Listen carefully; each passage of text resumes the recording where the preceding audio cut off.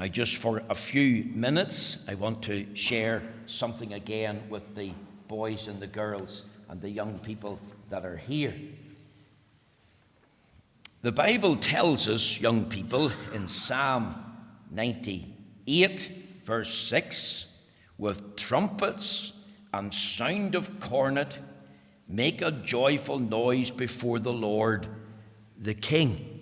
I want you to think of those words, make a joyful noise before the Lord, the King. Because I want to introduce you today to another of the Mr. Men. This man is called Mr. Noisy.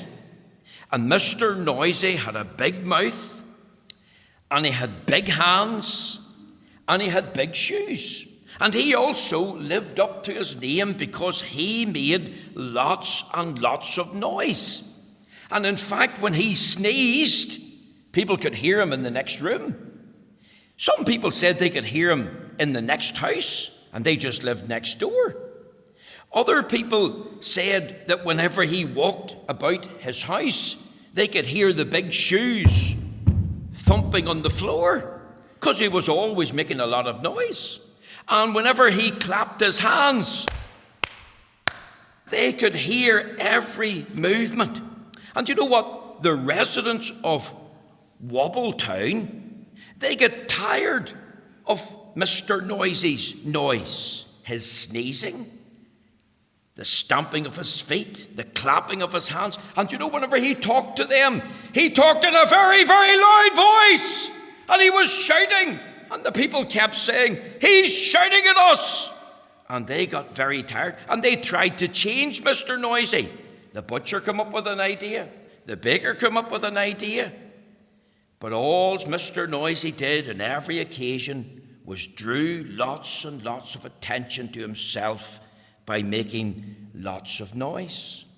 And I wonder, do you have a noisy neighbour? Sometimes when I'm at the traffic lights and another car pulls up in the other lane, usually in the outside lane, it's one of these boy racers. Sometimes it's a girl racer. And the radio was that loud, I can hear it. And I can hear the very words of the song. And I'm thinking, that girl or that boy is going to be deaf before they're 30.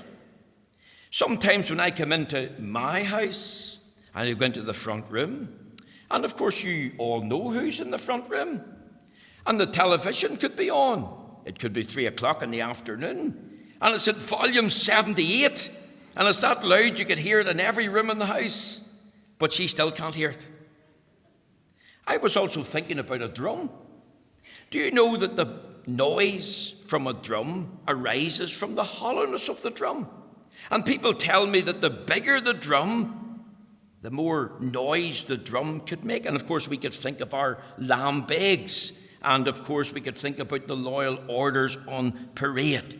And I was thinking of these words, noise.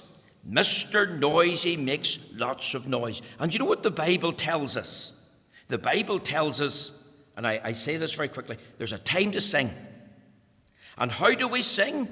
Well, here's the answer. Make a joyful noise before the Lord. Whether you're in tune or out of tune, there should be a time for singing. And you know, whenever we sing unto the Lord, that means that we're excited about the Lord. You think of those that go to a football match or maybe a rugby match, and it could be maybe you're there in the ground or the stadium, or you're maybe watching it on television, and you're shouting and you're singing along with the rest. And especially if your team is winning, you're really full of joy. And you know, we should be as joyful in the house of God, thinking of who the Lord is and for the things that he has done for us. That should make us want to sing, because there's a time to sing. Make a joyful noise unto the Lord. Are we as excited about him as we should be?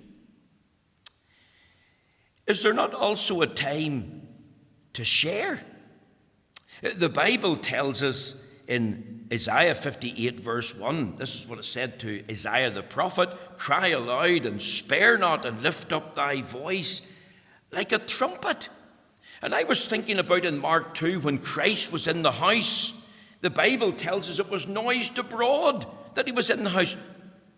Well, who told it? Who made the noise? Well, it had to be the people that knew he was in the house, and they went out and they shared that message with others. Jesus is in this house. So they all wanted to flock to that particular house because Jesus was there, because they wanted to hear him.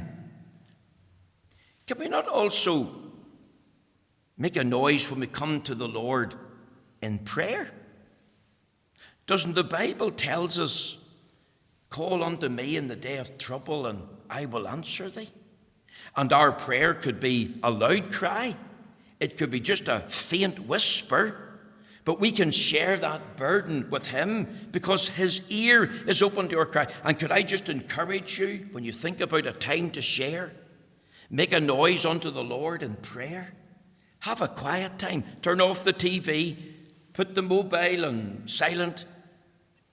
Close up the radio for a time and get alone in secret. That's what the Bible tells us in the book of Matthew, Matthew chapter 6 and verses 6 to 9. Could I just tell you something else? And this was something that Mr. Noisy forgot. With the sneezing, with the clumping of his feet, with the clapping of his hands, with the loudness of his voice, the Bible teaches us that there's a time to be still. There's a time when we say nothing. Remember Elijah? He fled from Jezebel. And he went away and he ended up in a cave. And he was looking for the voice of the Lord, and it wasn't in the whirlwind, and it wasn't in the earthquake, and it wasn't in the fire. Where was the voice of the Lord? It came in a very still, small voice, almost like a whisper. What doest thou here, Elijah? And I leave this text with you. It's above the door in the porch. Be still and know that I am God. So what can we learn today from Mr. Noisy? Well, Mr. Noisy made a lot of noise.